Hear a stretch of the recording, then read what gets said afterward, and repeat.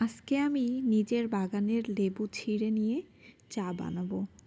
এ যেন আসলেই অন্যরকম এক শান্তি, নিজের হাতে নিজের গাছের ফল ছেঁড়া এবং সেটা দিয়ে কিছু তৈরি করা। আমাদের গাছে আরও বেশি ফুল এসেছে নতুন নতুন। ইনশাআল্লাহ আশা করছি লেবু হবে কিছুদিন পর। তো এখানে আমি চলে এলাম এই লেবু দিয়ে চা খেতে। সুন্দর করে লেবুটা কেটে নিয়ে আমি এখন চা বানাবো। দেখুন লেবুটা কি সুন্দর রসে ভরা, অনেক সুন্দর রস হয় আমাদের এই গাছের লেবুতে এবং ভিতরে একটাও বিচি নেই।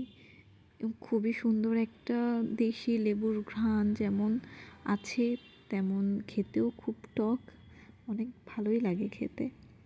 আসসালামু আলাইকুম, কেমন আছেন আপনারা সবাই?